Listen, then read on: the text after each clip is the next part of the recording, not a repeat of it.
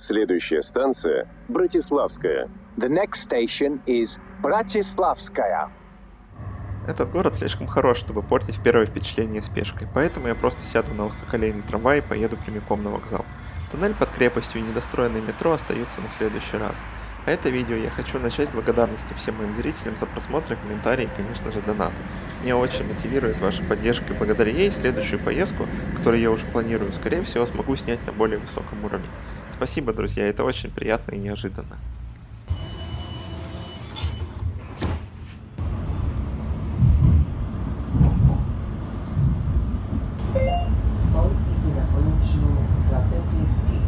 This tram is for Zlaté Pieski.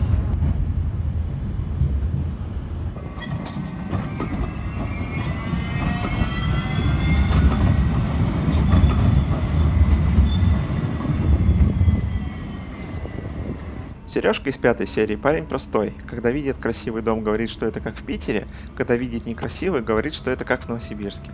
Так вот, в Братиславе, как в Новосибирске, есть старый мост, и до 70-х годов он был единственным мостом через Дунай. С той разницей, что в 21 веке сибиряки продолжают стоять в пробках, а здесь несколько лет назад мост полностью пересобрали, оставив на нем только трамвайное, пешеходное и велосипедное движение. Всего за пару лет жители правого берега получили быструю и удобную связь с центром, хотя до этого десятилетиями не могли закончить метро, начатое еще при советской власти. Обратите внимание на четырехниточный путь. Вместе с метро и колеей трамвая лежит стандартная. Видимо, имеются планы по восстановлению международного трамвайного движения в Вену, существовавшего до 1945 года.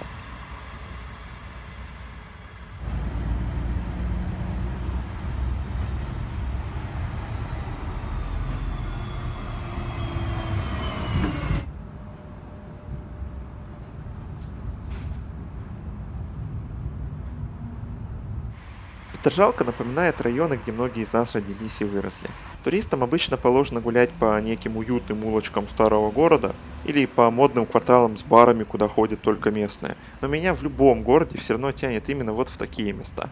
Это как будто бы у нас в генокоде. Как говорила моя мудрая бабушка, где родился, там и пригодился. Русский человек не может жить в благоприятной городской среде. Там под окнами постоянно машины и пьяные туристы из тех самых баров только для местных. При этом ни пустыря, чтобы позапускать квадрокоптер, ни железной дороги, чтобы поснимать поезда, ни шоссе, чтобы на велосипеде от МКАДа до Кремля без светофоров. Представляете, я теперь, когда хожу мимо школы, вместо того, чтобы радоваться, что больше не надо ходить в убогую советскую школу, завидую каталонским детям, которые ходят в такую классную школу, построенную по индивидуальному проекту, да еще и со средствами успокоения трафика вокруг нее. А вот и станция Петержалка, начало австрийской электрификации на 16,7 Гц и ежечасных поездов в Вену.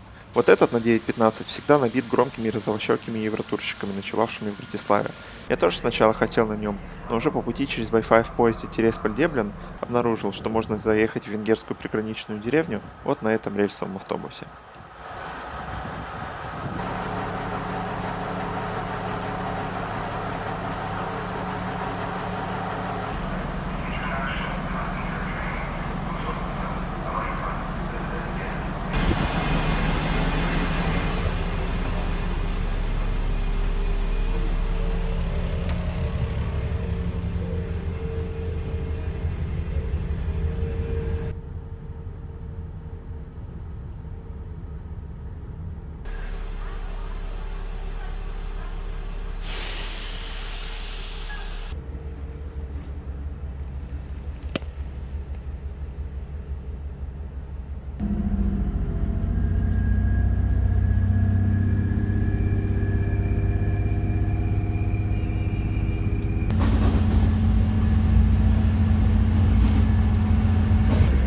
Еду абсолютно один. Никогда такого не было. Просто дедушка, машинист, сказал: садись, поехали, и мы поехали.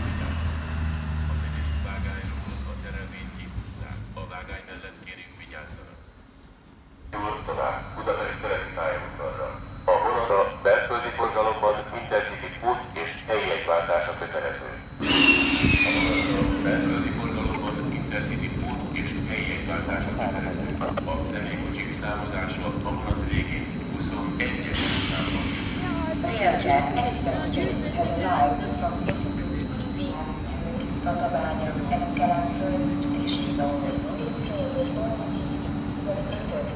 Пора ехать в Австрию. Я все еще нуждаюсь в отдыхе, и потому решил, что в этот раз просто 5 часов посижу в обычных скоростных поездах через Вену и Грац, до границы со Словенией. У железных дорог Австрии ужасный сайт, и как я ни старался, не смог найти на нем ничего интересного. Судя по всему, стране с таким высоким уровнем жизни не нужны рельсовые автобусы. Все равно в сельской местности у всех по 3 машины на семью.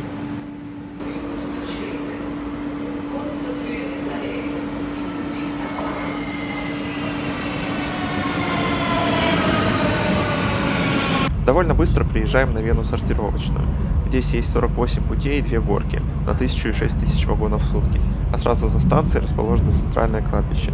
В общем, если будете в Вене, вы знаете, куда идти.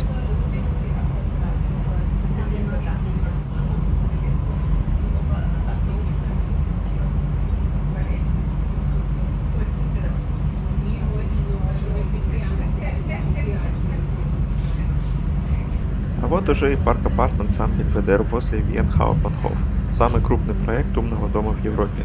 Ведь здесь не только KNX в каждой из 350 квартир, но и прекрасный вид на железную дорогу из большинства из них.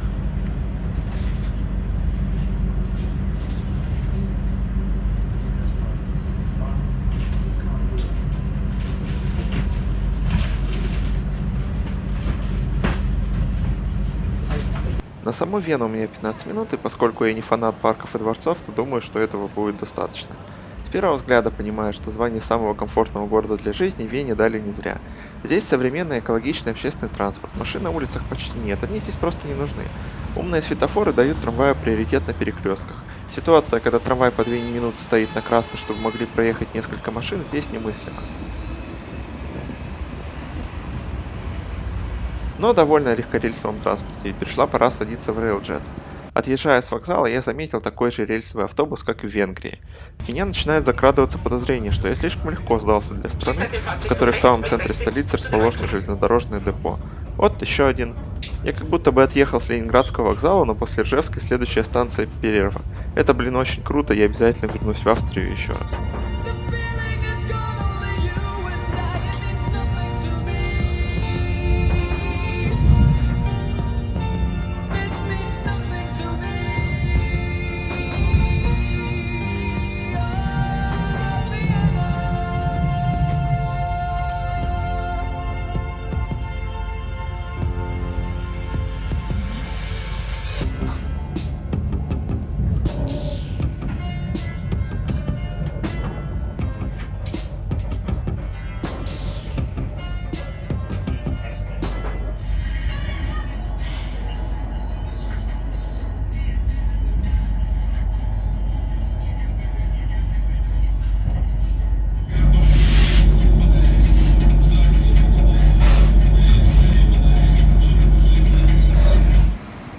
Не понимаю, зачем немцы делают такие шикарно тихие внутри поезда, чтобы потом ездить в них с другими немцами, особенно немецкими детьми. Это же отвратительно.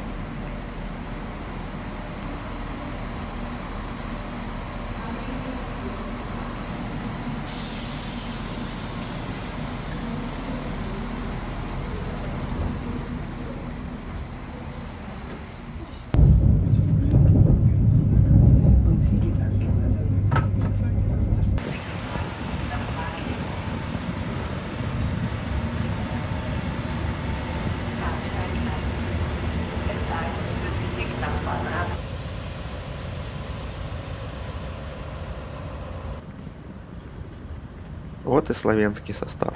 Выглядит уютненько и снаружи, и изнутри. Со Словенией я тоже особо не заморачивался. Страна маленькая, выбора линии особо нет, будет что будет.